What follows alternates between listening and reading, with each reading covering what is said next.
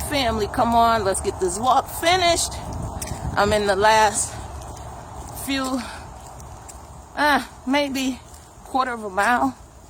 So, come on, let's get this walk together. Let's get it together. So what I came to talk about today is love and compassion. Love and compassion. Yeah, so I was walking and, doing my own Speak Live. And I was going into an area and I could tell something wasn't alive. Something was dead. I could smell it. And on my way back, I was looking, like, where is it? And it was a deer.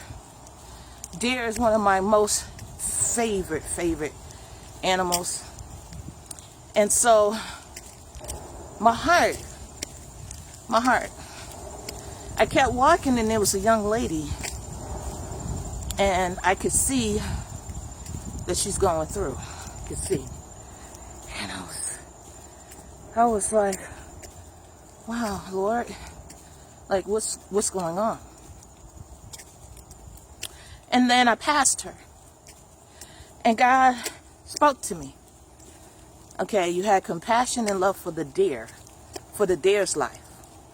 Why not hers? So I prayed for her.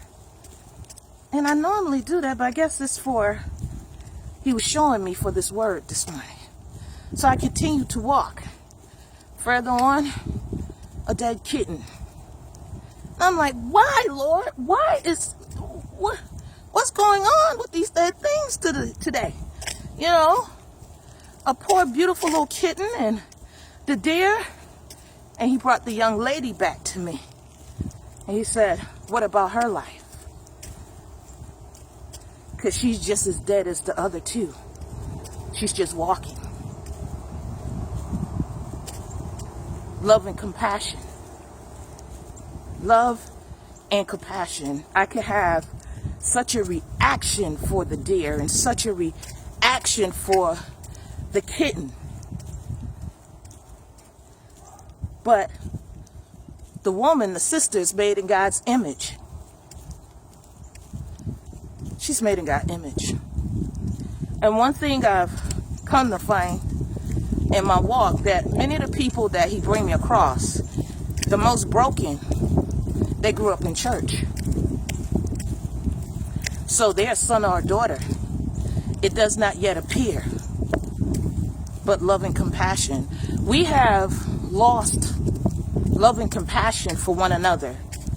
We're concerned about our house, sometimes not even outside, not even our more distant family. We're not necessarily concerned. And I know I made a statement about being concerned for my life last week. So I got to be concerned for the next person's life because it does not yet appear. We don't know who the brothers and sisters in Christ are. We know those that appear to be. But we don't necessarily know who they really are. Just like we don't know who the actual Hebrews are because they're scattered. So what you do to the least of them, you've done unto me. So if I don't cry, Lord, what about her life? I haven't done it to the least of them. But I could do it for a deer and I could do it for a kitten. But what about my fallen soldier sister or my fallen soldier brother? Do I do that same cry when I immediately see it? Do you? Love and compassion. Love and compassion for one another. Because when any part of the body is wounded, the whole body is wounded. We can look at people and determine that they're not. But people look at me and say I'm not. Even though I know who I am. Somebody else could look at me and say I'm not. Somebody could watch these videos and say I'm not. But God says I am. And he may say it for that very young lady or that homeless person or that person even on your job, that annoying child, even that demented person. They may be demented now.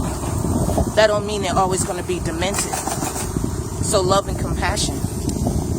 Because we don't know who God's anointed is. He said, touch not my anointed, do my prophets no harm. So who's to say? Who's to say? 10 years ago, you would have never said that about Carlene Renee. Love and compassion. I might have never said it about Carlene Renee. But it does not yet appear. So, love and compassion for all our fellow mankind. In Jesus' beautiful name, peace.